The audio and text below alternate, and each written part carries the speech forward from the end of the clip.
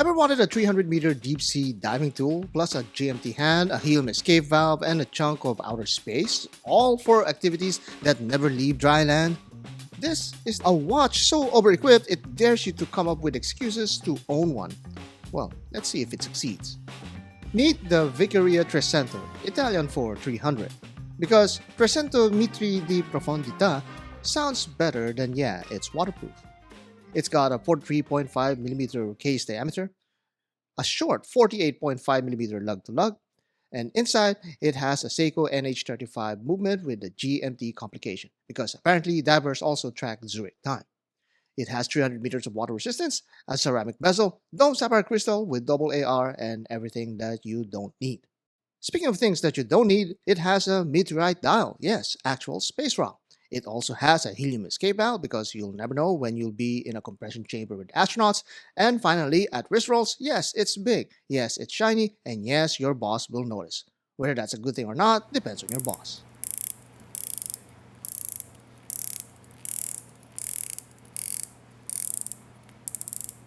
The 120-click ceramic bezel sounds good, has a little bit of a backplay, but nonetheless decently solid. It's great for roleplay, imagining yourself opening your luxury bank vault. So here's your GMT for when your underwater cave diving happens to span 2 time zones. Seiko NH34 takes along, smooth enough for a tool watch, with 24-hour numbers that let you track time in Milan while diving in Bali. Because that's totally logical.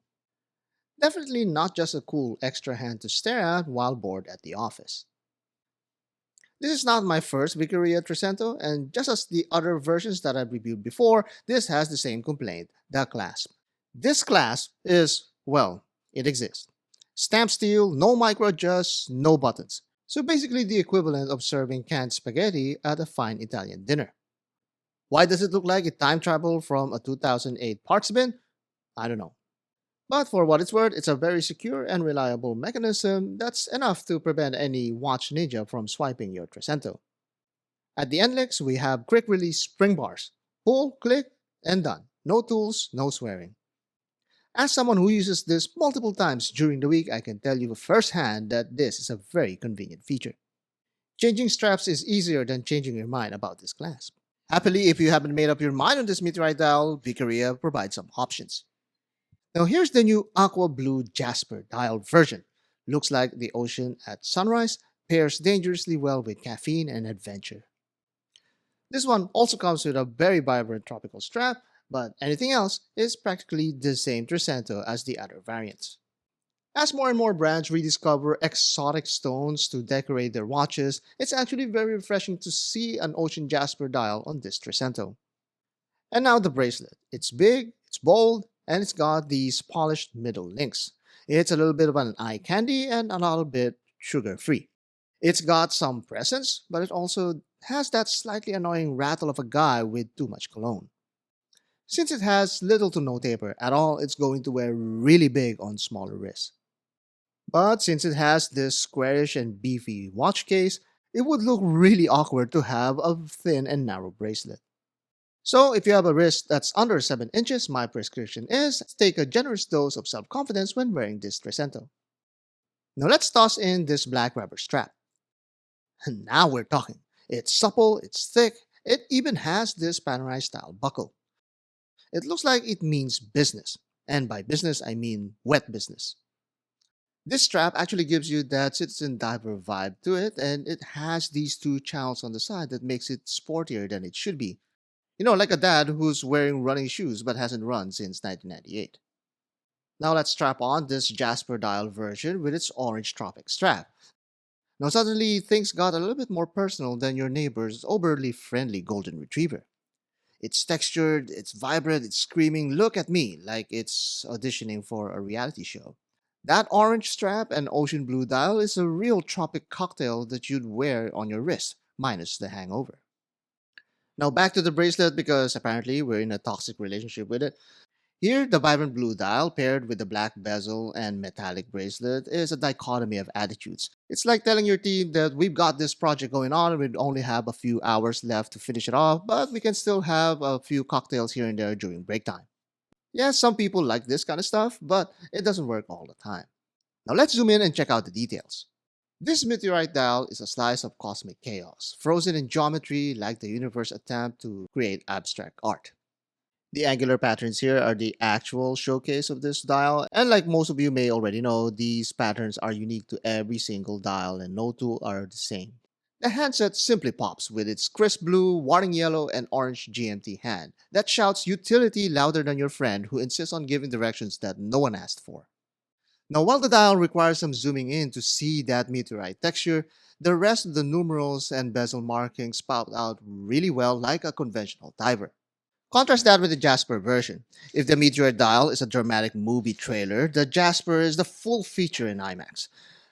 The blue kind of drowns out all of the white text and accent colors, like it skipped subtle and went straight to here you go, Instagram me. But here's the payoff. It feels more natural, more terrestrial. It doesn't try to be from space, and it just glows vibrant and deep. That color opens up the dial visually and it gives it even more breathing room. Ironically, it looks bigger without actually being bigger. And then there's the marbling. Unlike the meteorite geometry, this pattern feels organic, like water flowing or mineral veins. Every dial is unique, not in a serial number way, but in a fingerprint kind of aura.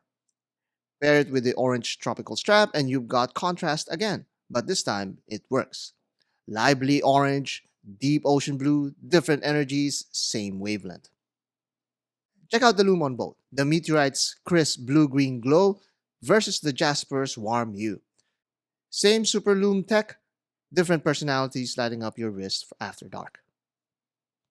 So what are people saying about these Trecentos? Abdul R. Watches says it's a cool Panerai-inspired diver ready for summer traveling. Rage Against Time says he loves everything Meteorite and he's glad that this is a huge watch so he doesn't have to look for it. GShock 200 had some motherly advice and says that he's glad that there's a lot of somebodies in the world.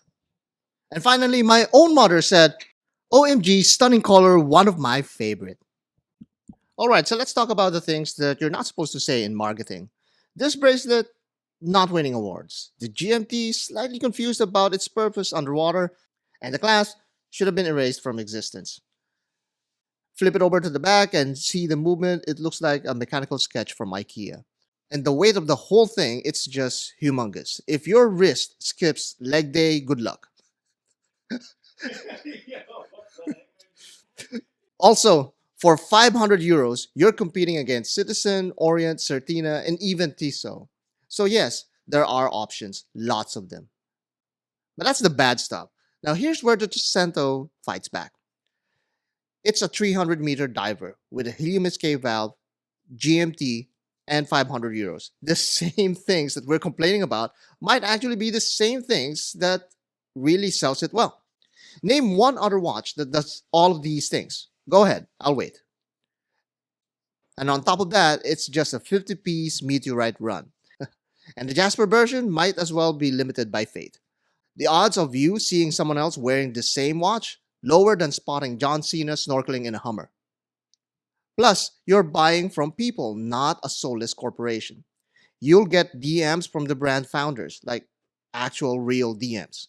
You're not just buying a watch, you're joining a micro cult. Either that's a good thing or a bad thing, that's based on your perception. So, did it succeed? Well, you've got a helium escape valve that you'll never use, a GMT hand for trips you haven't booked, and a meteorite dial that's technically from another solar system. It's excessive, impractical, and actually weirdly compelling.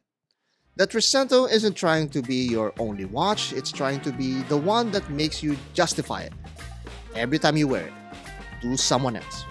And maybe that's the actual point.